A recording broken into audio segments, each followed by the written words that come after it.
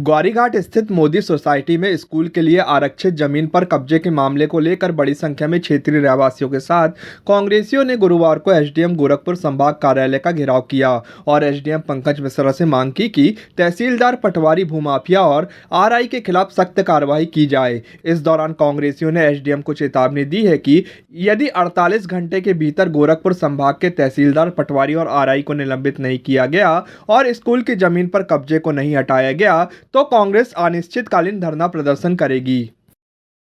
मर्यादित के स्वामित्व की संपत्ति जो मौजा कटंगा खसरा नंबर 43/1/1 है, जिसको संस्था द्वारा 1988 में क्रय किया गया और नगर तथा ग्राम निवेश कार्यालय से उस जमीन को 1 एकड़ जमीन स्कूल हेतु आरक्षित किया गया था, जिसमें विक्रेता के वारसानों के द्वारा पुनः उसको विक्रय कर दिया गया, जिस पर हमारे द्वारा सिविल सूट लगाया गया, जिसमें डिक्री हमारे पक्ष में हुई, उसकी अपील की गई, पुनः हमारे पक्ष में आदेश हो गया। उसके पश्चात भूमाफिया को संपत्ति विक्रय कर दी गई। उनके विरुद्ध भी हमने सिविल सूट लगाया, जिसमें वर्ष 2021 में स्थगन मिला और कंस्ट्रक्शन के संबंध में माननीय उच्च न्यायालय के द्वारा हमको 2022 में स्थगन मिला और फाइनली वो केस डिसाइड हुआ 2024 में।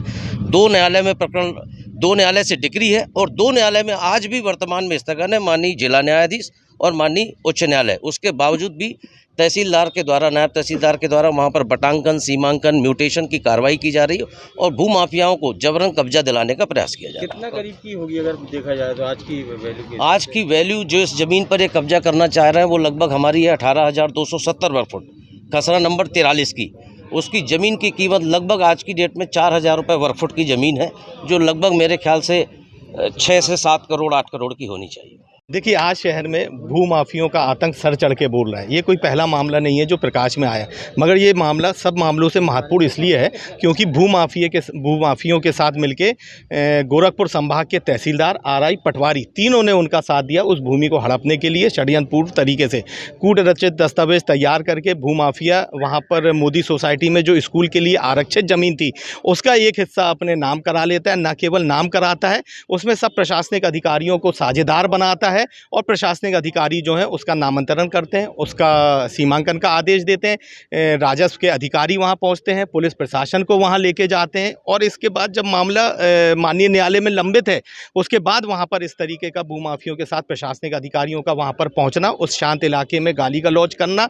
और जब आरआई और पटवारी को वहाँ के रहवासियों ने बोला कि आप एसडीएम महोदय से बात कर लें, तो पटवारी और आरआई का कहना था एसडीएम से हमको कोई बात नहीं करनी है। ये तमाम बातें साफ तौर पर दिखा रही थी कि भूमाफिया ने जिस तरीके से इस स्कूल की ज़मीन को हड़पने का जो प्रयास करा है उसमें प्रशासनिक अधिकारी भी उनका साथ दे रहे हैं। आज यहाँ पर हम लोगों ने एसडीएम महोदय को ज्ञापन दिया है। ज्ञापन के साथ साथ हमने उनको पूरे एनेक्सर दिए हैं और उसमें साफ तौर पे हम लोगों ने इस ओर इशारा करा है इन भूमाफियों को और इन सरकारी अधिकारियों को कहीं ना कहीं सत्ताधारी दल के लोगों का समर्थन है, कहीं ना कहीं सरकार का समर्थन है, तब ये ऐलानिया इस तरीके से किसी भी ज़मीन को लूटने का प्रयास कर रहे हैं। और जो स्कूल की ज़मीन की तरफ अगर भूमाफिया और राजस्व विभाग के अधिकारी अगर देखते हैं तो कांग्रेस पार्टी क्रमबद्ध और चरणबद्ध आंदोलन वहां पर चलाने के लिए बाध्य होगी। आज मोदी सोसाइटी के तमाम रहवासियों के साथ यहां पर हम लोग ने एसडीएम महोदय को ज्ञापन देते हुए चेताया है कि 48 घंटे के अंदर तहसीलदार, आरआई, पटवारी पे आप कार्रवाई करें, उनके सस्पेंशन की आप कार्रवाई करें। पुलिस प्रशासन को हम लोगों ने आगाह करा है कि आपने जिस तरीके से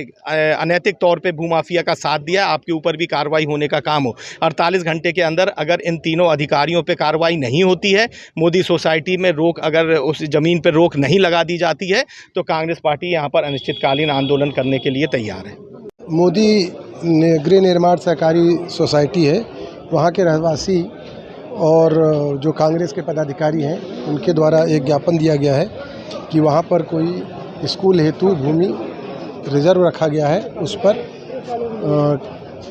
निर्माण कार्य करने के उद्देश्य से उसका सीमांकन कराया जा रहा है। तो इस आशय की शिकायत और ज्ञापन के रूप में उन्होंने दिया है। कितनी करीब जमीन है? ये उन्होंने बताया है कि लगभग 1 एकड़ ज़मीन है जो कि स्कूल बनाने के लिए सुरक्षित रखी गई है। उसमें कुछ कवर कर लिया क्या? नहीं, अभी तो कुछ नहीं है। अभी उनका कहना ये था कि सीमांकन करने गई थी टीम, तो उसमें उनको आपत्ति है कि इस भूमि पर सिविल न्यायालय में मामला विचाराधीन है और वहाँ से माननीय सिविल न्यायालय से स्टे है।